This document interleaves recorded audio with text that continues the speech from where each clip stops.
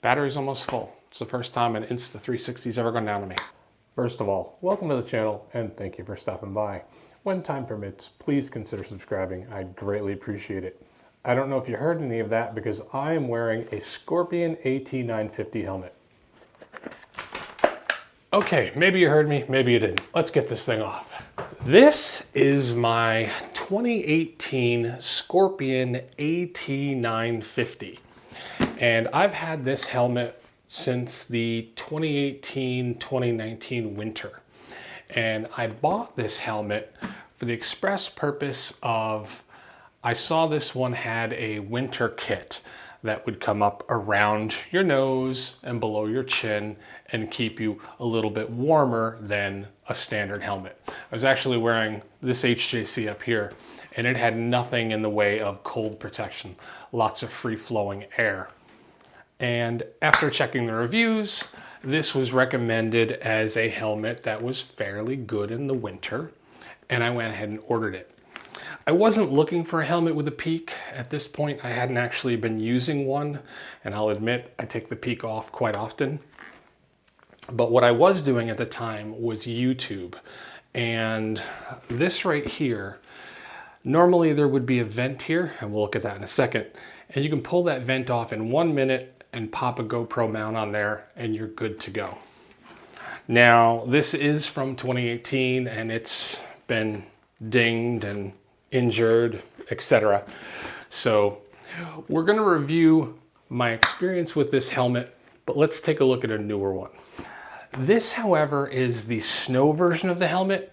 Everything is the same with the exception of it comes with a double paned shield and the winter cold weather features are already included in this helmet, so I didn't need to go ahead and buy them again. Now, if you're looking for a helmet that's going to be durable and safe, this helmet, while only DOT in the United States, is functionally identical to the ADX in Europe, which I believe was Europe 4, maybe 5. So it's gonna be a relatively safe helmet. I have landed on mine only in minor crashes. It's got scratches and dings, but it is functionally as good as the day I got it. Now I'd like to talk about the features that this helmet has that really brought me to it. As I mentioned before, it has, either optional or included in the snowmobile version, a nice skirt that keeps cold air from coming in, as well as a breath box. Here in upstate New York, it's really cold in the winter. Heck, it's really cold in the spring and in the fall. And this was the only helmet that I could find that had those available at the time. I think there's a few more now, but primarily at the time it was either a full snowmobile helmet that was not DOT and certainly not ECU rated, or it was the Scorpion AT-950. So that really pushed me towards it. Another reason was I absolutely positively love the drop-down sunglasses.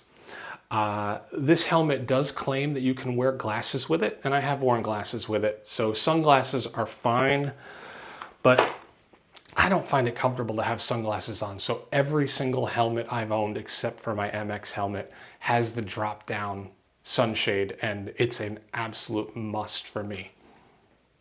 Connected to that, quite literally, is one of the best features. Most helmets have right here this little space that you put your thumb on or your finger, move it back and forth to raise and lower the shade. Take a look at the size of this. When you have winter gloves on, that doesn't work. I know because I've tried. I've tried with that helmet right there. I can't operate that damn little switch, but this, even with my largest ones, it is so easy to deploy and retract the sunshade. Absolutely the best I've ever experienced. It does have the peak. Honestly, I take mine off most of the time. Well, this is a very solid peak. This doesn't move that much. with most of the bikes I've ridden, I do feel a little bit pulling up, and so I just take it off. It comes with plates that you put right here, and you don't need to use the peak if you choose not to. There's a feature about this helmet that I have not found on any other helmet. I have an HJC that cost me $599. It's a touring helmet. I bought it for touring long distances with the belief that after reading the reviews that it had an ample field of view. It does not have the same field of view that this helmet does. I've never put on a helmet or had anybody look at my AT-950 and say their helmet has a better field of view. You absolutely, positively can see right out. Your peripheral vision is almost unobstructed.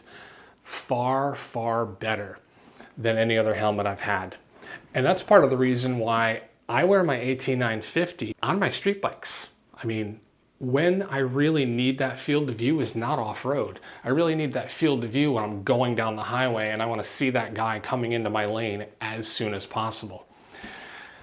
Absolutely, if you can find one of these in a cycle gear or a store, pop it on and then just move your hand up. Then try on 3, 4 more helmets. I swear you will not see your hand on any other helmet before you do on this one. It's that good. The field of view equals safety, and this helmet is unparalleled. This is either going to be a good selling point or not. The fact that it has the modular capability, I'm not a huge fan. When I really need it, like I want to have a conversation with someone, I want them to be able to see my face, it's great. But most of the time I'm riding with my friends and I don't care if they see my face because I'm just yelling something at them anyway. It is a good modular system. This opens up with a very large, easy to reach button. Just fantastic. And my helmet, going on 5 years, if not 5 years now, and everything with the modular system works well. This was my second modular helmet, and honestly, the HJC, it has a system of locking that doesn't really work that well, and you can sometimes feel the helmet doing this.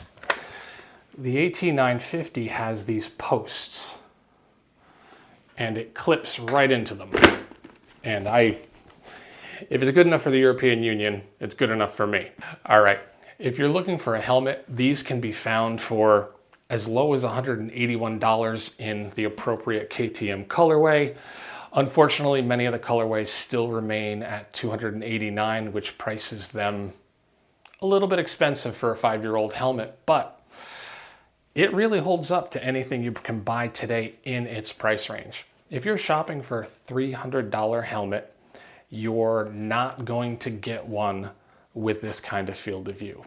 It's just not going to happen. I think it's an incredibly safe helmet and an incredibly great helmet to own.